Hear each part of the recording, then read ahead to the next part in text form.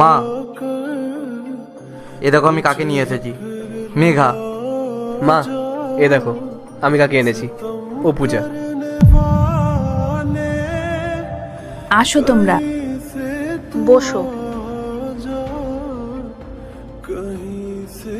তুমি এখানে না, ওখানে গিয়ে বসো।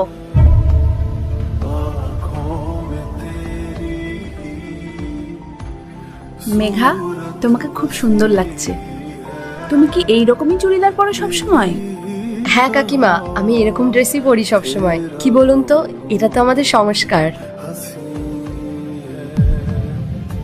বাহ, খুব ভালো লাগলো তোমার কথা শুনে। মেয়েদের এই রকম পোশাকেই ভালো লাগে। কিন্তু আজকালকার দিনের মেয়েরা না, যেসব ছোট ছোট জামা কাপড় পরে আর বলার মতো না। আচ্ছা মা, তুমি রান্না বান্না করতে পারো তো? হ্যাঁ কাকিমা, আমি তো মোটামুটি সব রান্নাই পারি। আর যেটুকু ভুল হবে সেটা আপনি শিখিয়ে দেবেন। হ্যাঁ হ্যাঁ মা, আমি তো আছি। আচ্ছা বলো তো, আমার ছেলে কি খেতে ভালোবাসে? আমি জানি মনোজ চিকেন বিরিয়ানি খেতে পছন্দ করে। আর আমি তো ওকে একবার নিজের হাতে রান্না করেও খাইয়েছিলাম। আচ্ছা, তো মা, তুমি বাড়ির সব কাজকর্ম পারো তো? হ্যাঁ কাকিমা, আমি বাড়ির সব কাজই করতে পারি। আসলে কি বলুন তো, মায়ের তো বয়স হয়েছে, তাই না? মায়ের উপর অত প্রেশার দেওয়া যায় না, তাই আমি যতটা সম্ভব হেল্প করি। সত্যি আমার তোমার কথা শুনে খুব ভালো লাগলো। আমি এইরকমই একটা মেয়ে আমার ছেলের জন্য খুঁজছিলাম। লক্ষ্মী মেয়ে আমার। আর তুমি প্রথমবার এই বাড়িতে এলে আর এইরকম একটা ড্রেস পরে চলে আসলে? লাজ লজ্জা নেই তোমার? আন্টি, আমি আমার কমফোর্ট জোনে থেকে কাজ করতে পছন্দ করি।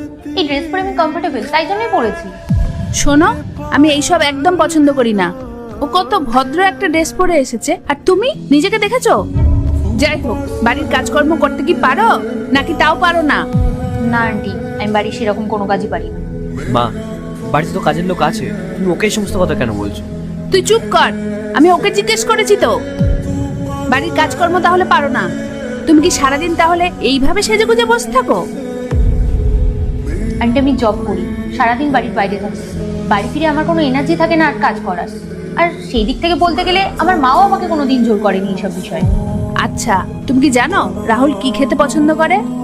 না আন্টি, আমাদের মধ্যে এইসব বিষয়ে কোনোদিন কোনো কথা হয়নি, তাই আমার কোনো আইডিয়া নেই। আর আমি রান্নাবান্না পারি না, কিচেনে যেতেও পছন্দ করি না। কিন্তু আন্টি, আমি আপনাকে কথা দিতে পারি, আপনাকে কোনোদিনও না খাইয়ে রাখবো না। দরকার হয় আমরা একটা মেড রেখে দেবো। আমি পার্ট 2 দেখতে সাবস্ক্রাইব করো ভেলকু 78M।